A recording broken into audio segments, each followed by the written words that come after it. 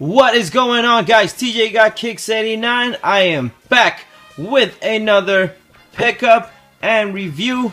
This time it's actually not a pickup. This was sent over to me from a good friend of mine that works for the Swoosh over here in Malaysia. I can't be naming names, but thank you so much for keeping me hooked up all this while with all the product. I really appreciate it. You know who you are.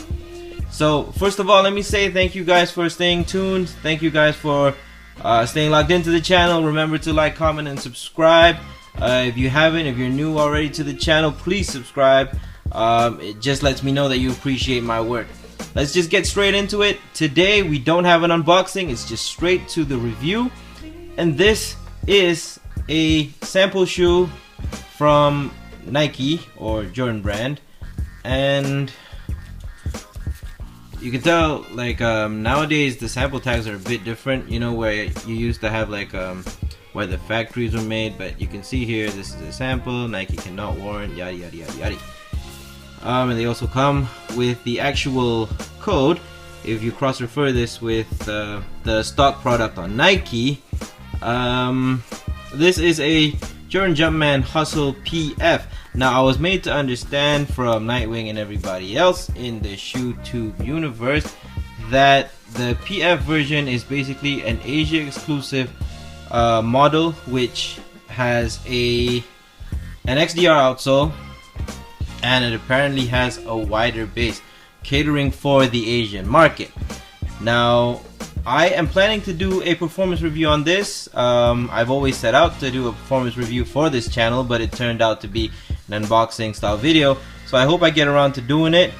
But I'm just gonna give you guys an overview of what this shoe is about. Alright, so this shoe, the Jordan Jumpman Hustle PF, is a takedown model from Nike. Basically it's a cheaper, more affordable version of a Jordan signature line, so to speak, for Asian consumers and actually just basketball players in general that want to pick up a shoe that is durable and basically carries the brand of Jordan. Alright, so the tech specs that I know about this shoe, can't guarantee if this is correct, but it's basically just a synthetic upper here, and if you can't tell, oh, they even came with the Jordan shoe trees, but it's pretty nice, it's pretty pliable. Patent leather is going to be a crease monster. I don't think this is legit leather, I think it's synthetic, but it's very nice and very pliable and very thin, unlike the patent leather on Jordan 11s, which you're going to have to break in, which is going to kill all your pinkies usually from the get-go. And you have this synthetic shroud over here on this side, which is secured by a zip enclosure here. And it's also branded YKK. For those who are denim heads, you know that YKK carries a really solid product, or zippers in general. Open up the shoe. You have got the lace-up closure on the inside, and you've also got some detailing there. It says Jordan Jumpman Hustle, HO819, whatever it is there. But this lace-up closure is supposed to help obviously keep your foot in place.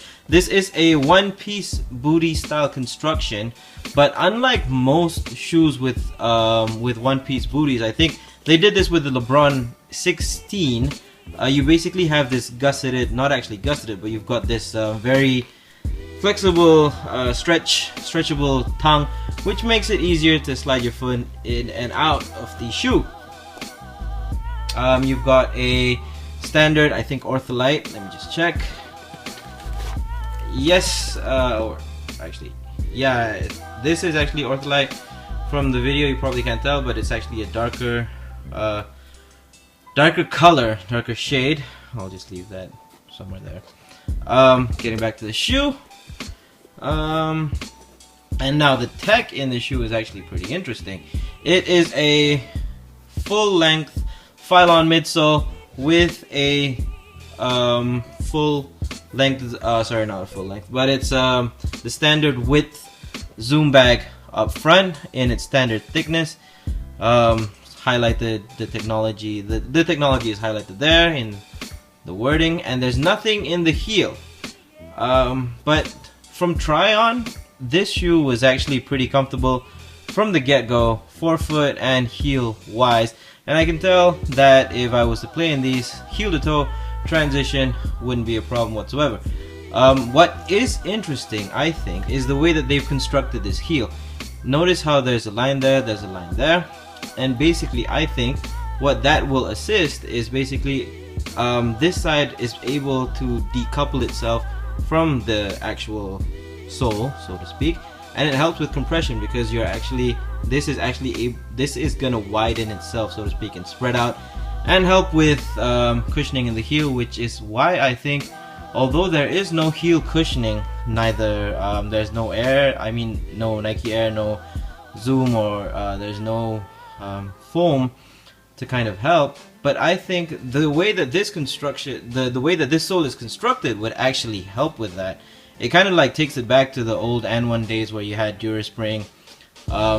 Basically just going back to how the sole was constructed to assist with the player's cushioning. Full length herringbone is used all throughout, and if this is XDR, this is gonna last for a hell of a long time.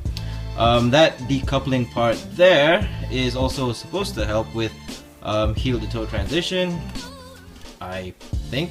I will let you guys know in the performance update, and I think that takes care of the entire review. This is gonna be a shoe that I am very excited to play in. I haven't been excited to play in a Jordan shoe like a Jordan takedown model or a team shoe for quite a while. I mean, back in 05, 06, there used to be like a plethora of Jordan brand team models that were as exciting to play in as the flagship models, you know, back in when the 17s came out, when the 18s came out, 19, 20, 21, so to speak. But after that, Jordan brand has just been like going downhill for a while in terms of their team products, but I think they really stepped it up this year. This shoe, the Jordan Fly Lockdown, whoever is in the head of designing these team products is doing the right thing. It would actually be interesting to note that in the performance review later, if this performs way better than the 32 or the 33, considering that the economy and just consumers being very price conscious with their products. If this product delivers durability, good cushioning, good fit, I think it would be a winner, and I think I would definitely recommend this to all of my friends that are looking for an affordable basketball shoe. So that takes care of the review. Stay tuned for the performance update on this shoe, the Jordan Jumpman Hustle PF, or I think it's Performance Fit, that's what PF stands for, with the zoom in the forefoot and the Phylon midsole and the shroud.